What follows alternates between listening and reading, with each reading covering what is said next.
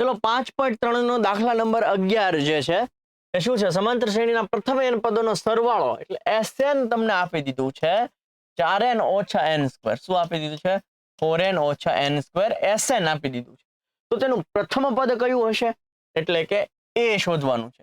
a ને જ S1 કહેવાય. એક ચોખવટ કરી દો, S1 ને જ a કહેવાય. જો અહીં લખ્યું પ્રથમ પદ કયું હશે, અર્થાત S1 શું હશે? a ને શું કહેવાય? S1. પ્રથમ બે પદોનો સરવાળો એટલે S2 શોધવાનું છે. પછી બીજું પદ કયું હશે? એટલે A2 શોધવાનું છે. આ જ રીતે ત્રીજું પદ કયું હશે? એટલે A3 શોધવાનું છે.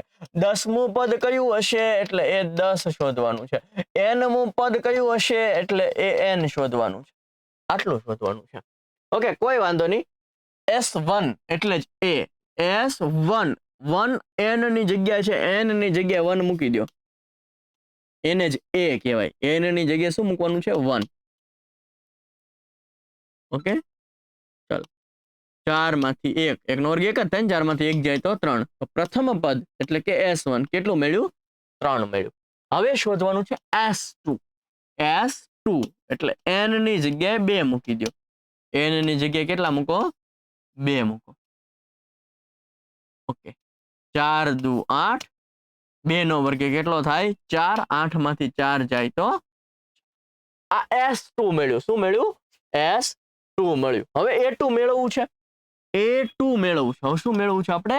A2 મેળવવું છે. તો A2 મેળવવા માટે આપણી પાસે એક સૂત્ર છે. જો an બરાબર Sn ઓછા Sn ઓછા 1. આવું મેં સૂત્ર તમને પ્રસ્તાવનામાં કદાચ લખાયું હતું. ઓકે, અથવા તો 5.3 શરૂ કરતી વખતે તમને લખાયું હશે. હવે આપણે શું મેળવવું છે? A2. તો n ની જગ્યાએ 2 મૂકો. ઓકે, અહીંયા n ની જગ્યાએ શું મૂકો? 2. n ની જગ્યાએ 2 મૂકો. 2 ઓછા 1, 2 માંથી 1 જાય તો 1. S2 આપણને અહીંયા મળ્યા. જો આ S2 છે ને, S2 ની જગ્યાએ શું છે? 4. S1 આપણને અહીંયા મળ્યા. કેટલા છે? 3. 4 માંથી 3 જાય તો 1. આ તમને શું મળી ગયું? A2 મળી ગયું 1. હવે તમને AP આરામથી મળી જાય. જો પહેલું પદ શું છે? તો કે 3 છે. પહેલું પદ શું છે? 3. બીજું પદ શું આવ્યું? 1. Dot dot dot. આવી કંઈક આપણી પાસે સમાંતર શ્રેણી છે. ઓકે, હવે આપણે ગોતવાનું શું છે? ત્રીજું પદ ગોતવાનું છે. તો ત્રીજું પદ એટલે શું થાય? તો a વત્તા 2d થાય. a એટલે પ્રથમ પદ 3, 2. d એટલે સામાન્ય તફાવત. 1 માંથી 3 જાય, બીજા પદમાંથી 3 જાય, 1 માંથી 3 જાય ઓછા 2. d શું છે? ઓછા વત્તે ઓછે ઓછા 2 દુ 4, 3 માંથી 4 જાય તો ઓછા 1. મળી ગયું. A10 એટલે a વત્તા 9d થાય. એ શું છે? એ છે આપણી પાસે 3, 9. d શું છે?